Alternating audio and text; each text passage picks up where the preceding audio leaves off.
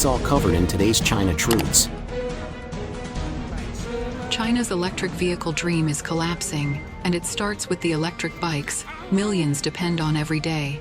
The government's new national standard created products that can't run fast, can't run far, can't carry people, and sometimes can't even survive a windy afternoon. Yet somehow, the only thing that improved was the price tag, which jumped higher than ever. Experts claim they spent half a day researching, but what they delivered is a bike so slow a regular bicycle can overtake it. The seat lifts like a toilet lid and is made of hard foam that could fly off in a strong breeze. Riders joke that buying one means preparing to chase your seat down the street every morning.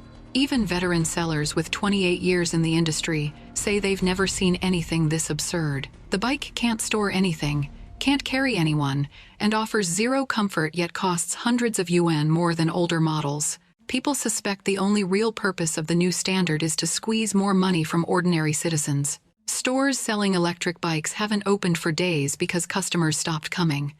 Everyone is afraid that whatever they buy today will be declared illegal tomorrow. Exactly that happened. Bikes bought just weeks earlier suddenly became old standard junk, worth almost nothing. But the disaster doesn't end with scooters. China's EV car industry, once the pride of national innovation, is facing its own collapse. From Xiaomi EVs shutting down mid-drive to batteries failing or glitching, owners are discovering that many electric cars share the same fate as the bikes: high price, low reliability, and endless problems. The government insists all these restrictions are for safety, but reality tells a different story. Under the new regulations, bikes cannot exceed 25 kilometers per hour, or the power shuts off instantly, creating dangerous situations where riders lose control in traffic. Car owners are experiencing similar dangers when their vehicles suddenly lose power on the road. Meanwhile, the experts who set these rules never use electric bikes or electric cars themselves. They don't ride to work, don't carry kids to school, don't shop for groceries on these vehicles. From their offices, they design policies for people whose daily struggles they don't understand and don't care to. On December 1st, old standard electric bikes were banned outright. Overnight, hundreds of thousands of bikes became worthless. Giant parking lots filled with confiscated vehicles, businesses were ruined, and families who depended on electric transportation were left confused and angry. This innovation removed storage space, weakened the frame, froze the speed, raised the price, and eliminated convenience. In summer, the iron seat burns you. In winter, it freezes you. Yet officials still call this progress. For many, it feels more like a punishment. China's electric vehicle failure, from scooters to luxury EV cars, is no longer a secret. It's a pattern, a system where regulations come before reality, where appearance matters more than function, and where the people paying the price are the everyday citizens who simply need a safe, affordable way to get to work. In the end, this isn't a story about technology failing. It's a story about policy crushing innovation, experts disconnected from real life, and a nation forcing progress by paperwork instead of engineering. And the result is clear: a transportation nightmare that stretches from the cheapest e-bike to the most expensive EV car. The CCP is running out of money, and when a government becomes desperate, it looks everywhere for new ways to squeeze the public. Under the name of safety, authorities now inspect every electric bike, fine every violation, and force everyone to buy the new national standard electric models. To many citizens, it's nothing more than a massive cash grab disguised as regulation. Under the new rules, electric bikes cannot exceed 25 kilometers per hour, or the power shuts off instantly. Riders describe it as a death trap. Imagine losing power in the middle of traffic. Netizens ask, why don't cars cut power at 120 kilometers per hour? Why only e-bikes? On a downhill slope, the bike may exceed 25 kilometers per hour naturally, shut down, and leave riders helpless in front of oncoming vehicles. If someone gets hit from behind because their bike died suddenly, who takes responsibility? No one answers. Meanwhile, the same government continues approving lithium batteries, the ones famous for overheating and exploding. If safety is truly the priority, why not regulate lithium batteries first? But safety was never the goal, revenue is. People joke that if everyone switched to bicycles tomorrow, the CCP would create a new national bicycle standard within 2 years. You'd need a license, insurance, and maybe even a legal consultation before riding. Traffic lights malfunction? You still get fined.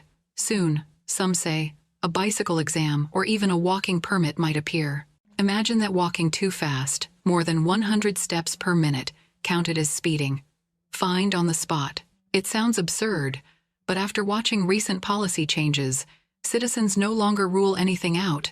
The line between comedy and reality in China grows thinner every year. In Nanjing, perfectly good electric scooters worth thousands of yuan were suddenly banned from the road. Owners had no warning, no compensation, no explanation. Shanghai is worse.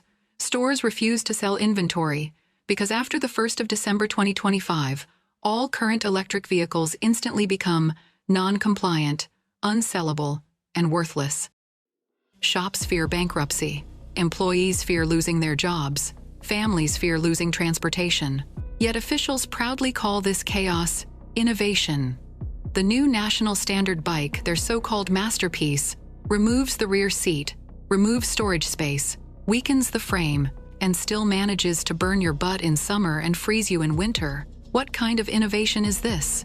It ignores real human needs and treats users as obstacles, not customers. Companies trying to survive are forced into meaningless, cosmetic redesigns that meet regulations on paper but destroy usability. This is innovation without purpose, wasteful, costly, and disconnected from reality. These products were clearly never tested in real life. No rider would accept such designs. So who created them? Experts who don't ride, officials who don't commute, designers who check boxes instead of solving problems. In the end, it becomes self-entertainment disguised as progress. Young people look at these new bikes and simply shake their heads. They grew up in a world of real technology, but the state keeps handing them toys pretending to be machines. No wonder they refuse to buy them. And the market's response is now impossible to ignore. In the past few days, consumers stopped buying the new standard electric vehicles entirely. Old standard sales were halted. New standard models sit untouched, like unsold museum pieces. People would rather walk, take public transport, or buy secondhand than waste money on something designed to fail. Major brands are collapsing, one after another. Xiaonu closed. No, 5 closed. Yaki closed. Taiching closed. Shop lights have been off for a week straight. This isn't a temporary slowdown, this is a full industry freeze. A forced innovation that backfired so badly it might drag the entire EV sector down with it. China once claimed it was leading a global electric vehicle revolution. But the cracks are now impossible to hide. From billion yuan EV cars to the cheap electric bikes on every street, a wave of quality failures is sweeping the entire industry. Cars suddenly lose power, motors fail in mid-drive, and batteries explode without warning. Electric scooters and e-bikes suffer from low durability and high defect rates, often breaking down within months. Fires caused by lithium batteries have become so common that residents fear parking EVs inside their own homes. What was once marketed as the future of transportation is now seen as a dangerous gamble. The dream of dominating the EV world is turning into a national embarrassment. Major brands like BYD, Xiaomi, NIO, and XPeng are drowning in problems they can no longer cover up. Inventory is piling up in warehouses and parking lots, forming massive EV graveyards across the country. Companies slash prices again and again, but consumers still refuse to buy. Xiaomi's EVs break down within weeks, BYD faces fire incidents and battery defects, and countless smaller brands have already gone bankrupt. Even electric motorcycles and e-bikes, once the pride of local commuters, are collapsing under endless safety complaints. Every month brings new recalls, new glitches, new viral videos of breakdowns on the road. The industry is bleeding trust at a pace faster than it can issue apologies. Meanwhile, the government continues enforcing stricter and often unrealistic regulations, forcing manufacturers to cut corners just to meet new paperwork standards. Bikes are limited to 25 kilometers per hour, causing dangerous sudden power cuts in traffic. Scooters lose storage space, stability, and comfort, while still increasing in price. Consumers feel cheated, paying more for products that perform worse and fail sooner.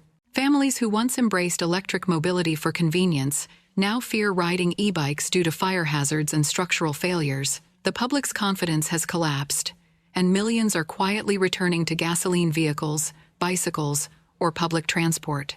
The so-called green revolution is dissolving in frustration and anger. The EV era that China hoped would define its technological rise is now becoming a symbol of national economic decline.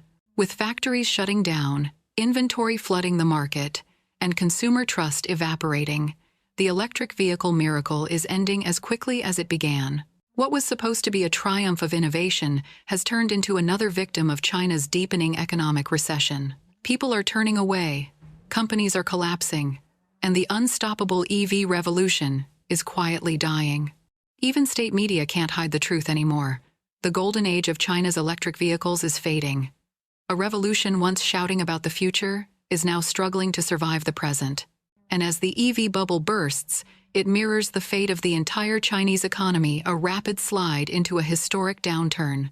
The year 2025 is becoming a dark turning point for China, as not only its electric vehicle revolution collapses, but the entire economy edges toward a historic breakdown. From real estate to manufacturing, exports to domestic consumption, every major sector is weakening at a pace never seen before. Factories are shutting down, giant corporations are drowning in debt, and the job market is spiraling into chaos.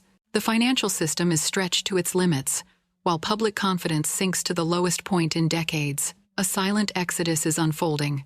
Consumers stop spending, investors stop investing, and businesses stop expanding. The failure of China's EV industry is merely the tip of a massive iceberg, evidence of an economy decaying from within. And 2025 may be remembered as the year China entered its Great Economic Depression. Please share your thoughts in the comments section below. We will keep reporting on the COVID surge in China, so don't forget to subscribe to our channel and turn on the notification bell to get the latest videos. And thank you for tuning in.